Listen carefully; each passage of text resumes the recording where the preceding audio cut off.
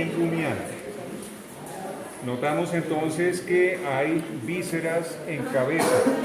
Ya vimos vísceras en cabeza. ¿Cuáles eran? En el encéfalo había dos glándulas, la hipófisis y la epífisis. Vimos también en la cabeza las glándulas salivales mandibular, la parótida y la sublingual. Vimos también acá, en transición de cabeza a cuello, la glándula tiroides. Es decir, recuerden que para formar un aparato visceral en cualquier especie, incluido humano, necesitamos 4 tipos de tejidos. Músculo liso, que sabemos que se encuentra incluso en la piel, en los músculos piloerectores, músculo liso en el iris para dilatar o cerrar la pupila, músculo liso formando todo el tracto digestivo, urinario y genital, etc. Otro es el músculo cardíaco, que será otro tema que viene. Otro, para completar 3 tipos de tejidos, son las glándulas, ¿no es cierto? Y finalizamos con un 4 tipo de tejido, que son los pulmones. Vamos a trabajar hoy, ya que dejamos aparte cabeza y cuello, lo vamos a trabajar hoy lo que corresponde a tórax y abdomen. Vemos entonces que la región torácica en la mayoría de las especies superiores se destaca porque va protegida por las costillas. Sin embargo, saben que hay especies que presentan costillas en la región cervical, torácica, lumbar y sacra, son las serpientes. Recordarán que son los animales más vertebrados del planeta, contando con aproximadamente 300 pares de costillas. En bovinos y en perros ya vimos en osteología que ellos cuentan, repito, bovinos y caninos cuentan con 13 pares de costillas. Vamos a retirar acá la tapa, la pared de la caja torácica al lado izquierdo. Así de que, mi querido estudiante, cuando vayas a estudiar esplagnología, el primer concepto básico que vas a tener es, en cuanto a topografía, a qué lado estamos ubicados, ya que cada lado implica muchas diferencias. Retiramos la tapa de la caja torácica, ¿no es cierto? Sabemos que está formada con los músculos intercostales externos, intercostales internos, y vemos que hay una cubierta membranosa de tipo seroso tapizando la cara interna de los músculos intercostales internos, eso aplica en humanos también, y es la pleura parietal costal. Recuerden entonces que a nivel de cavidades torácica y abdominal existen 2 membranas serosas. La membrana serosa de la cavidad torácica se llama pleura y la membrana serosa de la cavidad abdominal se llama peritoneo. Entonces vemos que la pleura inicialmente forma lo que llamamos pleura parietal, tapizando justamente las paredes interiores y techo-piso del tórax. Vemos este recinto en que nos encontramos, hay un tapiz en el techo, un tapiz en el piso y otro en las paredes. A eso llamaremos pleura parietal. Igual hace el peritoneo. El peritoneo en el abdomen también tapizará el interior, el techo, el piso y paredes. Así de que hablaremos de peritoneo parietal. Pleura parietal, peritoneo parietal. Ahora, ambas cavidades, la torácica y abdominal, presentan vísceras y son muy grandes. Así de que en el lado torácico vamos a hablar de pleura visceral. Dejemos la parietal a un ladito y ahora estamos con pleura visceral. La pleura visceral entonces en humanos y animales tapiza estrictamente cada víscera que se ubica en la caja torácica. Así de que vemos cómo brillan los pulmones, cómo brilla el corazón, el diafragma. Ven que es un músculo plano y está separando la caja torácica de la cavidad abdominal. Aísla perfectamente los 2 espacios. Así de que el peritoneo también tiene pleura por este lado y peritoneo por el otro. La pleura visceral entonces generalmente recibe en la caja torácica el nombre de la víscera que envuelve. Así de que entonces estamos encontrando acá pleura visceral pulmonar, pleura pericardíaca que va cubriendo al pericardio, Y vemos acá la pleura visceral diafragmática. Curiosamente, el diafragma no es una víscera. Recuerden que el diafragma es un músculo esquelético que podemos contraer a voluntad. Vamos al abdomen. En el lado abdominal, el diafragma entonces ya no presenta pleura, presenta peritoneo y se llama peritoneo visceral diafragmático. Ahora vemos que el peritoneo también está formando una capa que se llama peritoneo visceral para el vaso y para los órganos que vamos a estudiar, ¿no es cierto? Ahora, la manera sencilla de estudiar esas membranas serosas en el abdomen es saber que del peritoneo visceral deriva lo que llamamos los 3 pliegues peritoneales. A, omentos o epiplones, ya los mostraré, mire, aquí vemos algunos. Parecen telarañas y en bovinos tienden a formar una lámina sólida que no da la apariencia normal de telaraña. Entonces, omentos o epiplones. Ellos, fíjense cómo reparten vasos sanguíneos desde lo que conocemos como estómago. En un rumiante el estómago es el cuajar, ¿no es cierto? Esto es cuajar y ya lo veremos. Entonces van vasos sanguíneos desde ese estómago, que es el cuajar, hacia las vísceras cercanas. A, omentos o epiplones. B, mesenterios. Miren cómo las vísceras abdominales están pendulando contra el techo del abdomen. O sea, no se aplastan una con otra con su propio peso. Fíjense cómo están pendulando. Esos son mesenterios. Y para fortuna nuestra, los mesenterios generalmente reciben nombre de acuerdo a la víscera que sostienen. Por eso podemos hablar de un mesocolon sosteniendo al colon, un mesoduodeno sosteniendo al duodeno, mesometrio sosteniendo a útero, mesovario sosteniendo a ovarios. Esos son mesenterios y hay muchos más.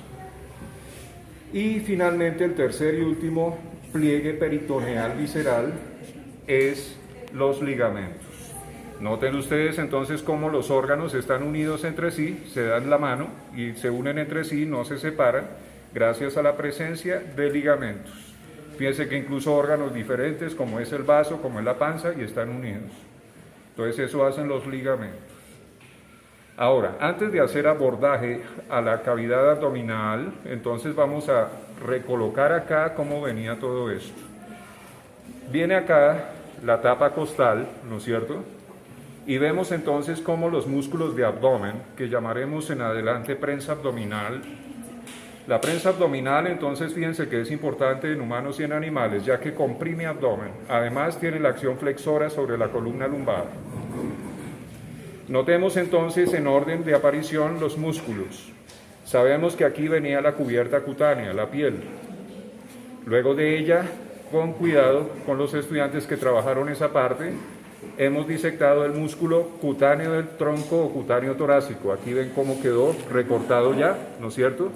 Porque lo hemos dejado pegado al miembro anterior o torácico. Todo el músculo cutáneo del tronco y cubría toda esta zona. Si lo recuerdan en caballo es gigantesco y tiene la forma de una montaña y llega hasta arriba. El cutáneo torácico de la vaca solo cubre esta parte de abajo y va en forma de cintas. Luego de ese músculo cutáneo de tronco, fíjense, hagamos abordaje por la ijada o flanco, por eso les entregué la guía. Ijada o flanco corresponde a la pared de abdomen desprovista de costillas. Fíjense que no hay costillas. Esto es ijada o flanco. Limita dorsalmente con el borde lateral del músculo dorsal largo. Ventralmente con el pliegue de la ijada o pliegue de la babilla. Sabemos que se le dice así a dicho pliegue porque ahí justamente utilizan los predadores para agarrar su presa. Este sitio es ricamente inervado. Nosotros, sabiendo eso, podemos en un bovino, en un caballo, etcétera, cogerlo de este lugar, ¿no es cierto? Obviamente con el cuidado que amerita, y presionamos, eso lo inmoviliza, ¿no es cierto? En especies medianas y pequeñas podemos usar ese pliegue de la ijada para alarlo y acostar el animal, ¿sí? Acá entonces existen unas ramas ventrolaterales sensitivas bastante prominentes de los nervios lumbares. Ahora, como estamos preparándonos también para un aprendizaje a futuro de cirugía, Debemos saber entonces que aquí aparecen todas estas ramas de inervación. Son las ramas ventrales de los nervios lumbares. Recuerden que esta región lumbar. Esas ramas ventrales son mixtas, quiere decir que llevan fibras nerviosas sensoriales que vienen de la piel y llevan fibras nerviosas motoras que van a hacer que estos músculos se contraigan. Ahora, si se desean más orden, entonces todas estas ramas vamos a separar las más grandes e importantes atrás de la última costilla y las llamaremos ramas del nervio iliohipogástrico craneal. Luego, las segundas, en el tercio medio de la ijada o flanco que vemos ahí, corresponden a las ramas del nervio iliohipogástrico caudal. Y finalmente, las que terminan acá bajo la tuberosidad coxal del hueso coxal, ¿no es cierto?, son las ramas del nervio iliolumbar. ¿Que cómo se bloquean? Es muy fácil. Ustedes a futuro en cirugía se les va a enseñar acá una anestesia paravertebral, donde simplemente con una jeringa y un frasquito de silocaína de 50 centímetros podemos anestesiar toda esta zona fácilmente. Con la anestesia paravertebral. Viene acá y bloquea las ramas ventrales de los nervios lumbares con los nervios que hemos mencionado. Ahora, levanto acá al músculo oblicuo abdominal externo para hacerlo evidente. Noten que es el más grande de los músculos de la pared abdominal. Y en humanos y animales él presenta una cubierta de tipo elástico. Ustedes ven una membrana, a ustedes cuando les sirven sobre barriga ven que hay una membrana que sostiene los filamentos de carne. Esa es la túnica abdominal o túnica amarilla. Esta túnica amarilla, mis queridos estudiantes, tienen que suturarla muy bien cuando estén terminando la cirugía de abdomen, ya que ella tiene la función de soportar el peso de las vísceras. Si no suturan muy bien esa membrana, obviamente al día siguiente habrá separación de fibras musculares, ya que no soportan el peso de esas gigantes vísceras, y se hace una eventración. Así de que eso sería un problema grave. Dejemos el músculo oblicuo abdominal externo, que lo diferenciamos fácilmente porque sus fibras van en sentido ventrocaudal, es decir, hacia abajo y hacia atrás. Lo levantamos y aparece ahora bajo ese músculo el músculo oblicuo abdominal interno. Vemos que el músculo oblicuo abdominal interno también tiene la apariencia de una lámina y, como cualquier músculo plano, también fijado por aponeurosis. Aquí vemos las aponeurosis del músculo oblicuo abdominal interno. Notan que sus fibras van en sentido ventrocraneal, es decir, en sentido opuesto a lo que hacía el oblicuo abdominal externo. Dejamos ahora a esos dos oblicuos abdominales y vamos a levantar acá a este otro, es el último. Ven que sus fibras van en sentido dorso-ventral, va así. Por lo tanto se llamó músculo transverso abdominal. Y como cualquier músculo plano, notan que está fijado por poderosas aponeurosis. Nos muestra claramente las ramas ventromediales motoras de los nervios lumbares. Estas hacen contraer a todos estos músculos. Fíjense qué fácil es, sabiendo anatomía, poder introducir una aguja donde está el borde del músculo dorsal largo. Introducimos una aguja en cada extremo de apófisis transversa lumbar y estamos bloqueando esos nervios con una columna anestésica. Se hacen unos 4 puntos de bloqueo anestésico. Ya con eso pinchamos con una aguja y no siente el paciente, entonces podemos realizar el procedimiento. Puede ser una cesárea, puede ser abrir abdomen para buscar un cuerpo extraño, etc. Hemos dejado ya los músculos y ahora finalmente aparece que la cubierta interna del abdomen que ya habíamos visto se le llama el peritoneo parietal lateral. Ahí lo vemos, como pasaba acá con pleura parietal lateral. Abandonemos todas estas cubiertas y vamos a ver qué aparece al lado izquierdo del abdomen de un rumiante. Entonces separemos diafragma, estamos en el lado izquierdo. Aparece un órgano en forma de lengua y es el vaso. Es un órgano endocrino. Lean teoría de eso para poder responder las preguntas que se les hagan. Notemos que bajo el vaso y caudalmente a él se encuentra un gigantesco preestómago. Entonces no estoy de acuerdo con que digan que estos son poligástricos, eso es falso. Esto es un rumiante, un poligástrico está diciendo esa palabra de que tiene varios estómagos, eso no es cierto, este solo tiene un estómago y se llama cuajar. Estos son preestómagos. ¿Cuál es la diferencia entre un preestómago y un estómago verdadero? El estómago verdadero secreta ácido clorhídrico y jugos gástricos.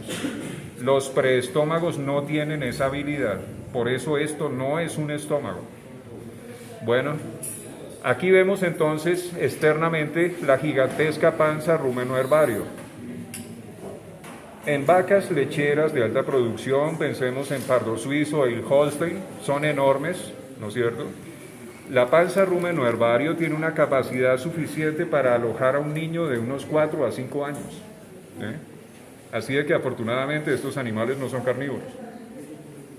Notemos entonces que la panza rumeno-herbario presenta un saco dorsal y vemos acá un surco ruminal que separa ese saco dorsal de la panza de este otro que es el saco ventral de la panza. Hemos abierto acá la pared izquierda de la panza rumeno-herbario, tienen que aprenderse los nombres completos de cada órgano. Día de examen si la señalo, no me van a decir panza, saben que tiene nombres. Abrimos y notamos que la mucosa de la panza rumeno-herbario es afelpada. Presenta entonces una mucosa llena de pliegues, de vellosidades, que aumentan su superficie ostensiblemente. Si nos fuese posible a nosotros los anatomistas extender esta mucosa, llenaría un campo de fútbol. La extensión de esta mucosa es gigantesca. ¿Qué logra con eso? Que este gigante órgano almacene una gran cantidad de microorganismos y protozoarios. Y gracias a ellos, esa es proteína que utiliza el rumiante. Ahí está la proteína. No sé si alguna vez se han preguntado de que cómo se está nutriendo ese animal comiendo un forraje seco, etc. Él no se está alimentando, él está alimentando a todos esos microorganismos acá. Y ellos son los que se degradan para formar proteína, aminoácidos y los otros elementos nutrientes en el rumiante. Ahora notemos que dentro de la panza rumeno-herbario aparecen muchas cosas. Primero, hay que llenarla. ¿Cómo se llena? Bueno, viene el alimento por boca, faringe, esófago, que ya habíamos explicado. El esófago entonces termina en este lugar, donde estoy señalando, voy a traer mi pinza. Mis herramientas.